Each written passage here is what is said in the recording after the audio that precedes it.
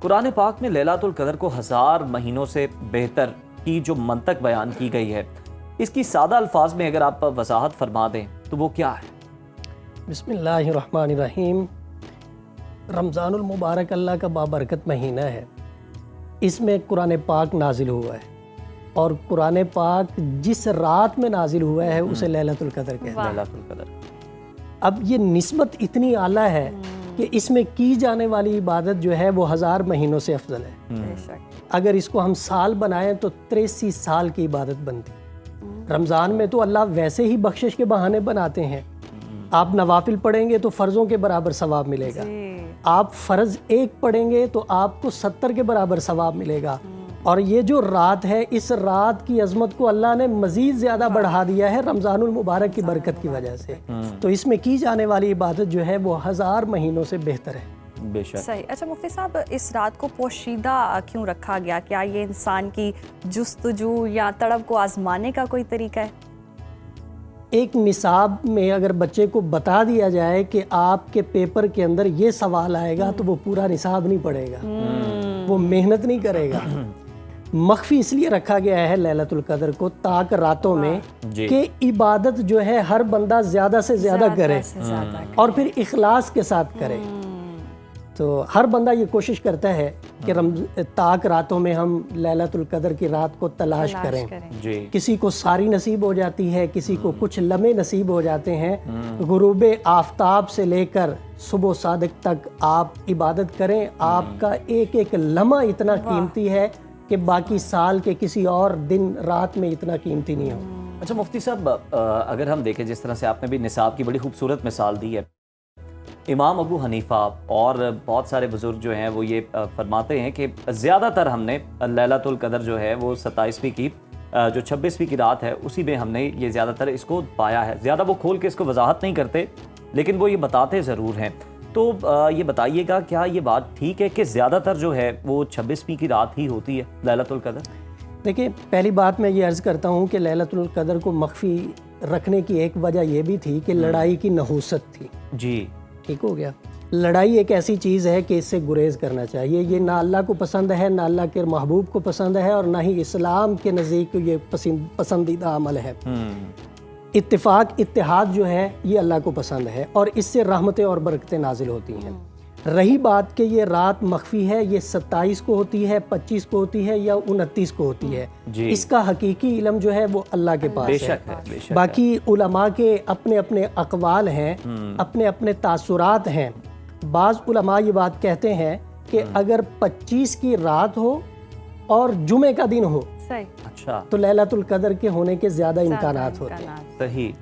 اور جو 27ویں کی رات ہوتی ہے اس میں بھی ہے، بعض اوقات یہ 29 کی بھی ہو جاتی ہے، اس کو مخفی رکھا گیا ہے، نشانیاں اس کی لیکن وہ سارے اپنا اپنا ایکسپیرینس بتاتے ہیں کہ ہم نے اس رات میں زیادہ تر اس کو پایا ہے، دیکھیں اپنے مطابق وہ بتاتے ہیں۔ آخری عشرہ ہے، 5 طاق راتیں، آپ پہلی رات کوشش کرتے ہیں، آپ کو نصیب ہو جاتی ہے تو آپ کی لک ہے، نہیں نصیب ہوتی تو طاق رات میں کی جانے والی عبادت کا ثواب نہیں بھی نصیب ہوتی تو آپ باقی بھی طاق راتوں میں عبادت کریں۔ ایسا ہو سکتا ہے کہ ہر انسان کے لیے کچھ مختلف ہو، اس کے لیے اس کو شاید لیلۃ القدر مل جائے یا دوسرے کسی کو نہ جی تلاش ایسے ہی ہوتا ہے، ایسے ہی ہوتا ہے۔ لیکن اگر یہ بات پتہ چل جائے کہ فلاں تاریخ کو ہے تو باقی کی 4 راتیں جو طاق ہیں ان میں وہ کوشش نہیں کرے گا، ان میں وہ محنت نہیں کرے گا، ٹھیک ہے۔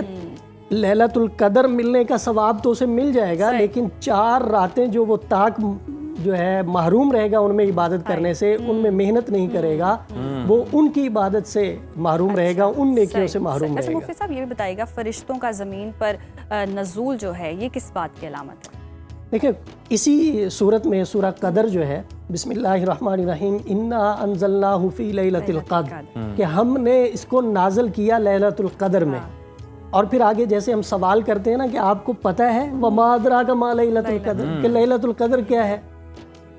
خیر من الف شہر، کہ 1000 مہینوں سے بہتر ہے ایک رات، ایسی برکت اور رحمت والی رات ہے۔ سبحان اللہ۔ پھر آگے فرمایا کہ اس رات میں ہوتا کیا ہے؟ تنزل الملائکۃ، کہ اللہ فرشتوں کو نازل کرتا ہے، والروح، اور جبریل امین۔ یہ جو فرشتے آتے ہیں یہ فرشتے استقبال کے لیے آتے ہیں، جو بندے اللہ کا اللہ کی عبادت میں مشغول ہوتے ہیں، اس رات میں اپنے آپ کو اللہ کی بندگی کے لیے وقف کرتے ہیں، ان کے استقبال کے لیے فرشتے نازل ہوتے ہیں۔ اور پھر بعض علماء یہ بھی کہتے ہیں کہ جو بندے عبادت میں مشغول ہوتے ہیں، آسمانوں سے آنے والے فرشتے ان کے ساتھ مصافحہ بھی کرتے ہیں۔ واہ واہ۔ اچھا یہ جو آیت بھی نازل کی گئی ہے، صورت بھی نازل ہوئی ہے، اس کی اگر ہم دیکھیں بیک گراؤنڈ میں دیکھیں تو کیا مسلمانوں کی وہ تڑپ تھی، وہ فکر تھی جس میں وہ یہ اس بات کو لے کر فکر مند تھے کہ جو پہلی تھی، ہم سے پہلے آنے والے تھے، ان کی عمریں اتنی لمبی تھی، تو اگر عمریں اتنی لمبی تھی تو انہوں نے حساب لگایا کہ عبادت کتنی وہ کرتے تھے، تو کیا اسی کی بنا پر اللہ تعالیٰ نے یہ خاص تحفہ جو ہے وہ عطا کیا؟ اس میں کوئی شک نہیں ہے، بالکل اسی طرح ہے۔ اللہ بہانے بناتے ہیں اپنے بندوں کی بخشش کرنے کے۔ اب دیکھیں، ایک مشہور روایت ہے، ہر مسلمان چھوٹا بڑا جو ہے اس کو اچھے سے پڑھتا بھی ہے، جانتا بھی ہے، سمجھتا بھی ہے کہ جب رمضان کا مہینہ آتا ہے تو شیاطین کو قید کر دیا جاتا ہے۔ اب شیطان ہمارا دشمن ہے نا، اللہ نے ہمارے ساتھ نیکی کی ہے کہ ہمارے دشمن کو پکڑ لیا ہے۔ اب دو بندے لڑ رہے ہوں تو ان میں سے ایک بندہ اپنے بندے کے ساتھ مہربانی کرے کہ اس کے دشمن کے ہاتھ پاؤں پکڑ لے اور اسے کہے کہ مار اسے۔ جی، اللہ نے شیاطین کو قید کر کے جکڑ دیا۔ مفتی صاحب وقت تھوڑا سا کم ہے ہمارے پاس، ذرا یہ بتا دیجیے گا لاسٹلی کہ کون سے ایسے اعمال ہیں، کون سی عبادات ہیں جو کہ طاق راتوں کے اندر کرنی چاہیے، لازمی کرنی چاہیے؟ کلمے کا ورد کرنا چاہیے، لا الہ الا اللہ محمد رسول اللہ، کیونکہ یہ اتنا وزنی کلمہ ہے کہ ساتوں زمین ساتوں آسمان ایک پلڑے میں، اور یہ ایک پلڑے میں رکھ دیا جائے تو کلمے والا پلڑا جو ہے وہ بھاری ہو جائے گا۔ لوگ آج کل وظائف پوچھتے ہیں پیروں سے، عاملین سے کہ ہمیں کوئی وظیفہ بتا دیا جائے۔ جی، آپ کے توسط سے، اس چینل کے توسط سے میں ایک وظیفہ بتا رہا ہوں جو اللہ نے حضرت موسیٰ کلیم اللہ کو بتایا تھا، کہ جب حضرت موسیٰ کلیم اللہ نے عرض کیا کہ مجھے کچھ ورد بتایا جائے جو میں کروں اور آپ کا مقرب ترین بندہ بنوں، آپ کی محبت حاصل ہو جائے، تو اللہ رب العزت نے فرمایا کہ کلمہ پڑھا کرو، لا الہ الا اللہ۔